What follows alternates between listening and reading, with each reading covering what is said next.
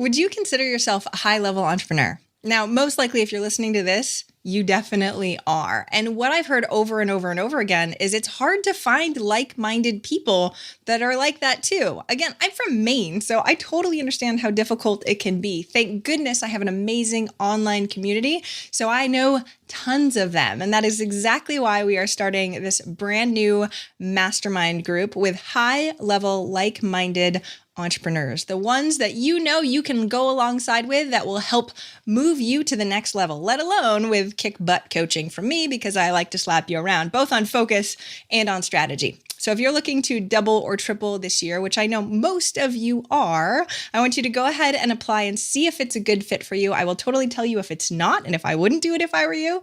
But go to eventualmillionaire.com/apply. We are looking for amazing, like-minded entrepreneurs. My previous mastermind members have told me it is life-changing. So take the time today, fill out the very quick application, and we'll see if it's a fit. Take care. Potent advice and inspiration from real self-made millionaires. Welcome to The Eventual Millionaire with your host, Jaime Masters.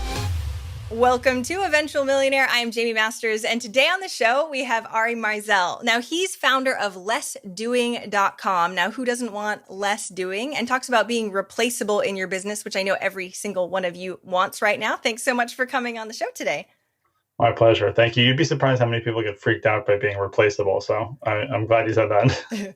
We're like, please take over my work. The biggest problem that I find, though, is that they actually have an inability to let go, even if they have people on their team. So let's talk about that first, because it sounds cliche, but it is totally real that they can't actually let go, even if they have the structure in place.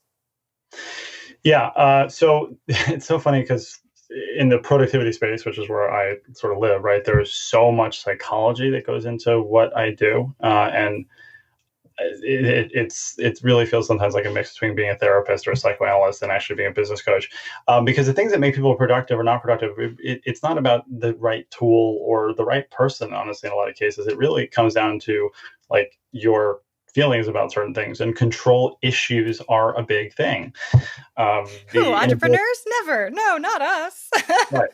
The inability to let go is a trust thing a lot of times, right? So trust issues. So like, I never want to go down that path where like I'm dealing with someone's problem from when they were 12, right? But that's a lot of times really what feeds into it. So the inability to let go is usually there's a mix of they don't trust that somebody can do it as well as them, which makes the argument that are they really the one that can do it that well? So then that they have a real problem with that, right? Because if we're going to let something go, then it suggests that like we're not special. And so that thing is that people have to accept that we are not that unique. None of us are, right? There's 1,000 other people that do podcasts just like you and me. There's 1,000 other business coaches, probably in your zip code.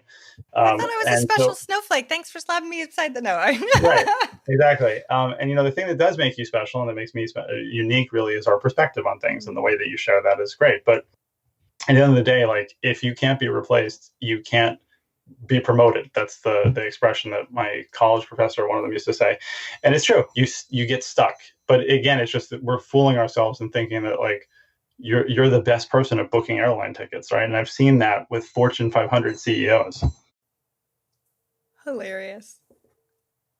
So when we're looking at the actual trust factor, it's such a gray area though, right? It's like, okay, potentially I have somebody on my team that could do it, but would they do it as well? There's all this gray area of like, well, they did it once and then, they messed it up and now I took it back, or right. There's too much gray area. How do you get people past that stuff?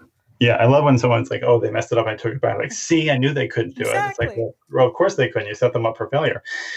So part of the problem with delegation is that people tend to see it as very binary activity, meaning like either you do everything or I do everything. And neither one is a really great solution. In my program, we actually teach something called the 6 levels of delegation. And there's basically you're dialing up the level of empowerment and dialing up the level of trust at the same time. But you can have a task that what we would call a level 1 task or a level 6. Level 6 is like, you just do what you got to do. I just want to see the result. And level 1 is do exactly as I say, right? And then there's things in between that. The exact same task could be a level 1 task for one person and a level 6 for another. And either one is fine, but you state that at the outset, you know that that's what the case is. And then the other person also does as well. So there's basically like a two-sided buy-in. That's so much clarity, though. So an entrepreneur actually has to understand the levels of nuances of what they're actually giving. And I think the unclearness is what causes most problems in business anyway. How do you actually make it more clear for them? Well, we actually have a worksheet for it in that case. But the thing is that so there's a couple different ways to attack that. So one is people often try to outsource or delegate a goal rather than an outcome. So they'll say something like, make us more money, right? Literally, like, we just want to make more money.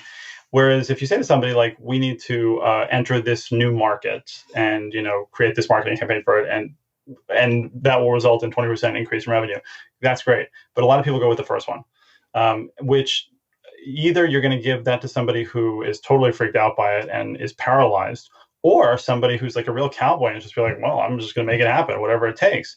And you end up with this just dissonance between what the person communicated that they wanted and what they got back. And what that really comes down to is that we generally are pretty bad at communication. As a whole, as humans. Yeah. Most of the problems stem from some of that stuff. So how do you get them to get better at their communication when they're actually in it, right? Yeah. So really need to create that feedback loop. So the worksheet that we use is one example, but the worksheet represents something bigger, which is sort of going through the somewhat tedious steps of actually going through what you want and describing it and not making the assumption, but also creating a forum where the other person can then say back to you, like, this is what I hear that you want, which is essentially what active listening is. But a lot of leaders don't create that space for their team members to do that. A lot of team members are afraid to ask because it would suggest that they don't know. See, I think this stuff is so interesting. The open level of transparency and communication is really, really huge, but we don't even realize that we're not doing it. Like, it's like, well, I asked them what their opinion was. And it's like, well, but you asked them with such a tone of voice that they're like, no, everything's great. Everything's fine. Right. Or whatever that piece is. There's so many nuances to that. How long does it take for somebody to get better at communicating clearly so you can actually see an end result? Do you remember the board game Othello? Yes, I love that game. You remember the tagline of it? No. 5 minutes to learn, a lifetime to master. Good answer to that question, because there is no good way to answer it. I love it. Okay.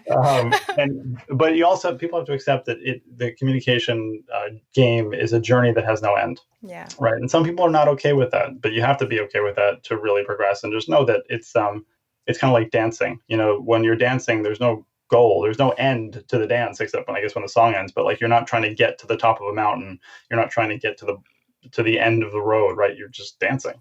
See, when I had my kid 12 years ago, I remember I started coaching and I took classes on active listening and stuff. I'm like, you know what? Worst comes to worst is going to help me with my kids when they're teenagers. And oh my gosh, thank goodness I took that back then, because I didn't even realize what I was missing at the time. So I highly want to recommend everybody go see about active listening, actually understand what that is, because that alone is enough. So you have something to say about that? There's a great book called How to Talk So Your Kids Will Listen, and Listen So Your Kids Will Talk. It's helped most of my relationships, like, in a lot of ways. That book, it's incredible. When you're saying you also have 4 kids, so I'm sure it's really potent for you also. Right. That's awesome. Well, let me ask you this, because I think as a business owner, especially starting if you were a solopreneur at the beginning, right? There's so many new things to learn that we don't even realize when we're going through the business growth aspect. And so when we start thinking about all the hats that each person has to wear, how do you guys help people determine which hat should be replaceable first? So if we're like, okay, yes, admin makes sense. A lot of people start with admin stuff because it's the lower level cost thing. Yeah. But what do you guys do? What's the ascension model of that? So it starts with a very, very basic exercise, which I call my 3 circles exercise. And I can tell you what it is. It's really, really straightforward. So you put 3 circles on a piece of paper, and the first circle, or the top circle, whatever you want, is the things that you're excellent at. The middle circle is things that you're competent at, but not excellent at. And the third one is things that you're bad at, but you still do them. And so and then you do 3 to 5 things in each one. Now, when you do that, what we invariably find, which I love, is an exercise. It's so simple, but it's really telling, is that top one, the excellent one, that's the stuff you should be focusing on, obviously. The middle one, the things you're competent at, typically that's the team members that you need to have on your team. And the stuff that you're bad at is stuff that you should just straight up be outsourcing. Generally, that's what we see. So bad at for most entrepreneurs is almost always bookkeeping or finances. And most small companies, especially companies in their first couple of years of business, don't need a bookkeeper on staff or a CPA on staff. There's tons of stores. You just outsource those to. Writing is a big one in my company, and I can write, but I'm not particularly efficient at it. I think I'm decent at it, but I'm not efficient at it, and it's not something I'm excellent at. So, but it's a really important part of our business. So we have a writer on our team. Awesome. How did you make that as an actual core hire? Because normally it'd be like, oh, well, I'm going to hire a ghostwriter. I'm going to do this. But of course, the nuances of learning your voice and your language also takes time and energy too. How did you go, you know what? It's going to be an actual staff. So we actually created a process called the voice print, which is really cool. We use it with a bunch of our clients to help sort of figure out what their voice is. But that's a fun one too. So I'll sort of answer your question in a bit of a roundabout way. I love that when people are like, oh, but they couldn't capture my voice. So again, first of all, we go back to the thing. It's like, your voice is not that special, right? Like it's your voice. Yes. Okay. But like, it's not the voice of whatever. But the other thing is, it's like, I've had this exact interaction with 4 New York Times bestsellers and say, they can't capture your voice. How did you tell them what you wanted them to write? And they're always like, oh, well, I wrote out this whole brief. I said, you wrote it out, right? So how are they supposed to capture your voice from that? Why don't you record it with your voice? And that it doesn't solve the problem, but it gets 80% of the way there for most of them. Well, because language, yeah. Sorry, go ahead. No, they just never think of it doing that way. They never think of sort of changing modalities when they're conveying information. But again, that goes back to communication. And there's so many different pieces and tone of voice and the way that you do it that really matters that you can't pick up via writing anyway, but you could write more like it, like you were saying for the voice. I actually go ahead. Sorry. No, there's just this wonderful example. Do you know who Cameron Herold is? Of course. Yeah. Okay. So Cameron did this thing on stage once, and it was a slide, and it said, I didn't say you were beautiful. And he had the audience go through and emphasize each word one at a time, right? So it's like, I didn't say you were beautiful, or I didn't say you were beautiful, or I didn't say you were beautiful, right? So like, but as a written word, that's 6 different things right there, but not written. Perception is very important in any type of communication, right? Fighting with your spouse and being like, you said it like this tone, right? Oh, wait, I didn't mean it like that, though. Totally different sides of a same conversation. But what's funny, like I had a copywriter that I felt like had my voice better than I could. And she got hired by Agora. And I was like, no, because I haven't found a copywriter that has mimicked my voice better than I ever could before. But again, maybe I need to take your class and have some tips on how to teach someone on that a little bit more. I love that. Okay, so once we start going, okay, this is what we're competent at. We now have that list, right? Let's say we got rid of all the bad stuff because everybody knows the pain of trying to do something bad. It's a little easier. Like bookkeeping and finances, it's like, thank goodness, that's a little easier to let go of. But the competent ones, let's say they can't hire the amount of people just because of cash flow, right? Do they just slog through it? Do they just have a game plan to hire? Like, what's the next steps on those? So there's so many specialty services that we can outsource to now at really efficient costs, and it just to give us some breathing room, even if we need to. There's a service that we use actually called Content Fly, which is $249 a month for 5,000 words of anything. And they're amazing. They're really good. And we use them for overflow stuff. So when my writer is got a lot on her plate, she'll give stuff off to them and they capture the voice totally fine. They're good. Really? That's amazing. And you can even get people on Fiverr sometimes to do writing, but this is the key to test people. So many people, especially when it comes to creative services like writing and graphic design, they'll say to somebody like, show me your portfolio. I never ever want to see someone's portfolio. That's just that to me is not an accurate sort of show of what they're going to be able to do. I always want to give somebody something that's really bad and have them fix it. Right. So you give a copywriter really crappy copy and say, make this better. That shows you what somebody's capable of doing. You give somebody a logo and say, make this better. That really shows you like the ingenuity that somebody has, and also that they can act on the spot and that they can work with you. Because I've had plenty of people that be like, I'm not wasting my time doing this. It's like, well, then you're not really a good fit. So it's a very, very quick and easy way to test freelancers really like efficiently. That's awesome. Okay, I love that tip. So you must have gotten really good at helping people hire then and really vetting out the process. I like that smile. So tell me a few tips that you have in regards to that, because most people suck at hiring and then hate their team because they hired C players and didn't realize it.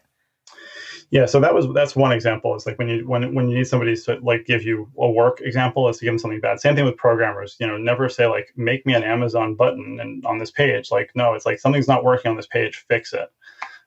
So that's one, is giving them those opportunities. Another one is that I think that the vast majority of businesses do a very bad job of giving people a realistic training environment for what they're doing. So anybody that we hire, excuse me, they'll work with us for a couple weeks. And in the virtual assistant company that I used to run, I guess that's dying, that I used to run, we actually had a separate environment with a separate Slack, separate Trello, separate like everything, so that they were doing real tasks for members of our team. So I think most businesses don't create that kind of environment, because I love when somebody's like, I have 25 years of experience with copywriting. It's like, yes, and that should be respected, absolutely. But they've never done copywriting with me. And that's not to say that I'm better or, anything. It's just different. Definitely right? different. Every entrepreneur does think they're a special snowflake, though, just as a side note, and think that their level of excellence is something that nobody else can compete with, and all this, that, and the other thing. But I see it over and over and over again that they don't even communicate clearly or train in the way, and then they go, well, then they suck. Look at this mistake and this mistake and this mistake, right? And they're showing up. And then they never have to hire again. Yes. Right? Because yes. Why would I? I mean, and don't get me wrong, in that situation, no, you suck at it. Don't do it, right? But if we want to learn that skill set, what do you suggest for the training environment? Let's say they're not using you guys to actually give them a training environment, and it's a super busy entrepreneur that barely has time to train anyway. What do you suggest to try and fast track that as best as they can? Just shadowing, honestly. Like you have to let the people shadow your work, because that's it's a great question, because you take an entrepreneur who has something that is, unique, and it's a subjective process. So I'll give you a perfect example of this. Somebody came to us once. They're a lawyer. They had 6 partners in the law firm, and then there was a senior partner. And I said, like, what's your biggest challenge? He said, it's my father who's a senior partner, because all 6 of us have to give our documents to my father for ultimate review before we can send anything out. It's a huge bottleneck. I was like, okay, well, have you ever documented the review process? He's like, oh yeah, we do this, and then we give it off to him. I was like, no. Have you ever documented his review process? He's like, well, no. I mean, he's just been doing it for 40 years. And I was like, do me a favor. Just stand over his shoulder and watch him like do it for a couple of days, and ask him why he makes the changes that he makes. And within about 4 days, he was able to create like a decision tree, so that the father still wanted to control, but the 6 partners were able to fix those things before they got to him and reduce those issues. So it's the kind of thing where it's like, oh, he just knows it when he sees it, or she just, she's got like a gut instinct for it. Watch them do it and ask questions. And so that's what you ultimately can do with training, is you just tell somebody, like, just watch me do this for a couple of days. And then you try to do it. And there are plenty of people who are very capable of doing that. I so appreciate that example, because even in my life, I'm like, okay, I'm a coach, but it's so hard for me to explain what I'm doing. Yet when I have someone else listen and ask me questions, we made a whole decision tree. I was like, oh, I guess that is how that works. Even though if I sat down to try and write that, there's no way that I could have. Here's a fun one as a coach, because obviously I'm a coach too. There's a tool called Otter.ai. I don't know if you heard of it. So Otter, it's a iPhone app, but it also has integrations with Zoom and I think Skype too. But it's a it's a recording service that transcribes live, and will, like, you can go back to a specific word and it'll play from that point. But start looking at your word clouds of the words that come up very often, and I guarantee you're saying like 20% of the exact same thing in every coaching session. Seriously, this is exactly okay. I love that. We actually do it with all of our surveys, or whenever we have any onboarding for a new client, they have to take something, and we did a whole word cloud over what they wanted, and it was like revenue was like this big, right? I was like, that's very telling. I've never done that with mine though. That's great, and plus I need one. So thanks for that tip. So we were talking beforehand about business partnerships, and I just want to touch on this because you're open to talking about it. You've had a business partnership that did not go very well, and I know so many people that are stuck in a situation right now that's sort of like gray or crappy and on its way to a potentially business divorce, right? I guess that's what we'll call it. Can you give us some history or tips or anything you have to say on this? It's just funny you mentioned divorce, because my business partner and I had to go to a couples therapist. I love that. I mean, I don't love that because that's horrible, but I love that you actually did that. Yeah, I mean, so the big sort of takeaways for me, one is that we did not have well differentiated roles, well enough differentiated, or rather we kind of did, but then the lines got crossed a little bit, and that became a real issue. Ultimately, end of the day, with my partnership, the issue was that we had very different views of the future of the company, very different visions for the company. Mine was a lot smaller and a lot more sort of boutique, and his was a lot bigger and more Uber-like, which both had their merits. That was one. And then the other thing is that my partner was single and I have a wife and 4 kids. So the motivations for the work that we do are very different, which I admit I don't have the same hustle feeling that a lot of entrepreneurs might have. So there was those 2 main factors sort of working against us. And it just got to the point where I decided to walk away and asked him to buy me out. But we did have to work with a couples therapist. We actually worked with Cameron on some of this stuff in terms of defining roles. And the couples therapist was actually really instrumental in making it a more of a conscious uncoupling, I guess, if you want to call it that. And it worked out well. I mean, I think that they're still doing well, and I got to go back to doing what I really like to do and how I like to do it. Part of the problem with any entrepreneur is we like to do things our way. And so that makes partnerships very difficult. That makes partnerships really difficult unless very, very clear lines are drawn. So the big takeaway for me would have been that we should have sat down and figured out our vision for the company at like month 3 instead of month 15. And then our roles around that same time as well. Because I think then what that does is it takes the subjectivity out of it.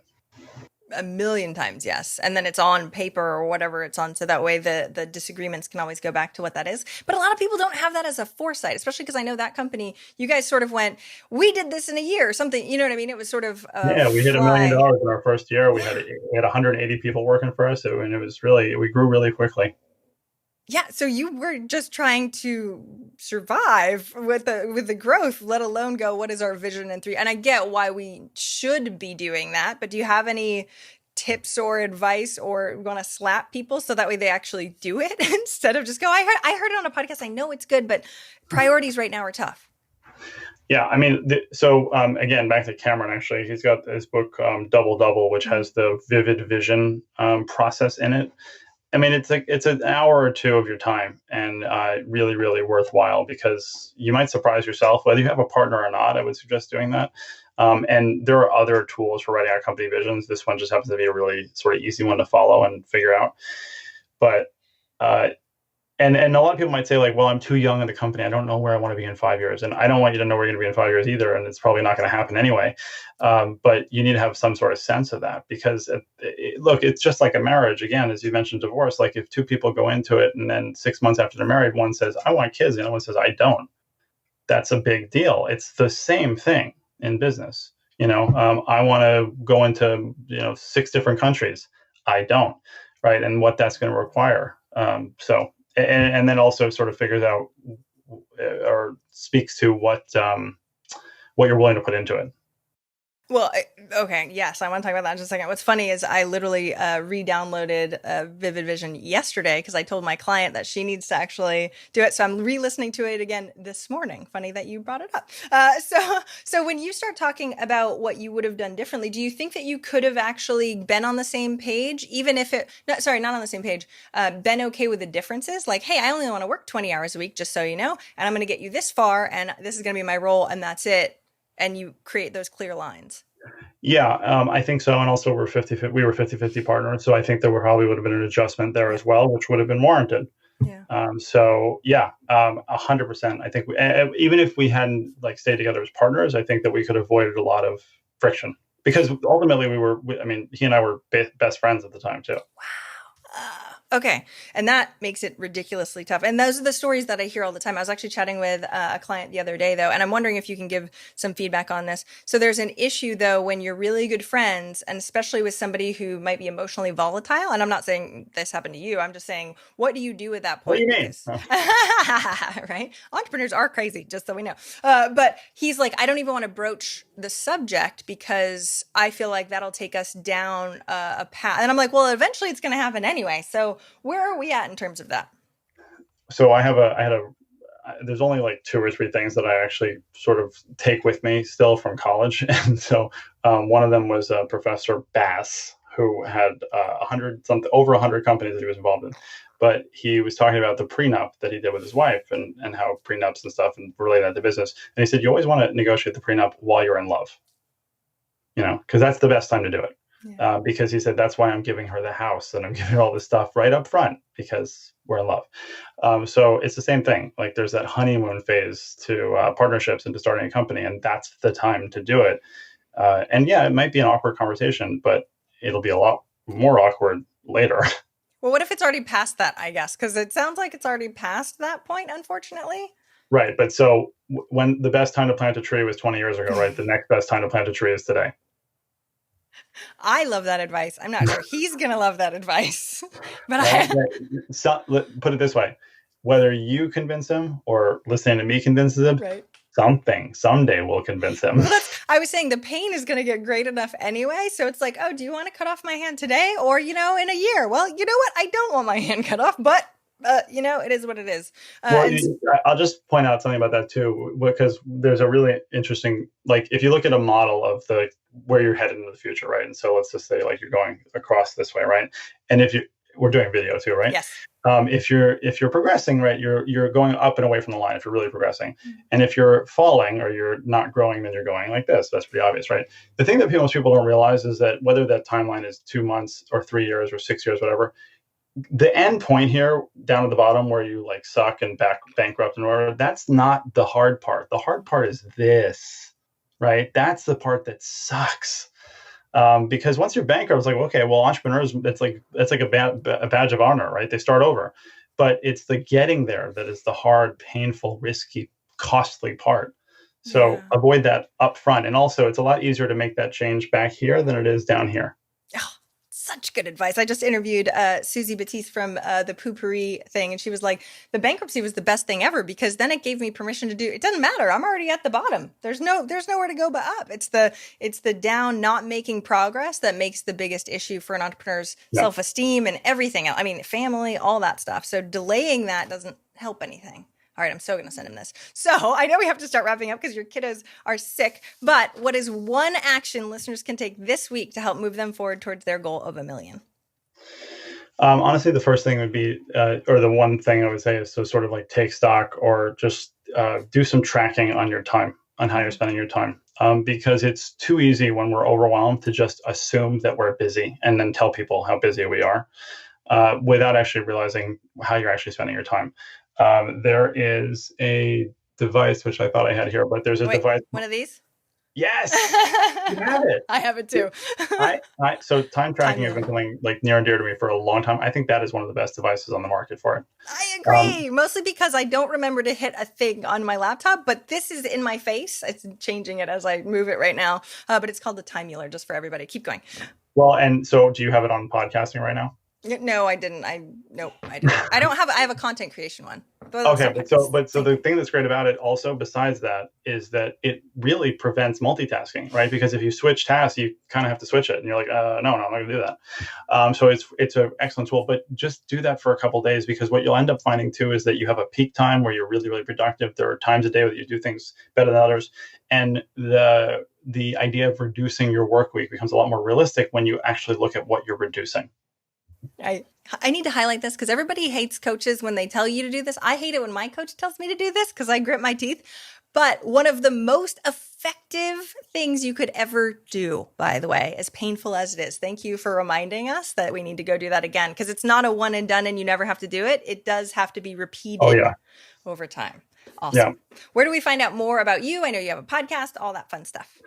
So everything is at lessdoing.com, the podcast, the books, the programs, all that stuff. But we also have this really great, completely free sort of mini course that your listeners might like, which they can go to less.do/foundations and check that out. And it takes, I think there's like 5 videos. It takes them through my project management, inbox zero, all that kind of stuff. And that's a really good place to start. Super cool domain name, less.do. That's really cool. Awesome. The new age we live in. I know. It's like, oh, that was smart. That was very, very smart. I like it. Thank you so much for coming on the show today. I really, really, really appreciate it. Thanks for having me.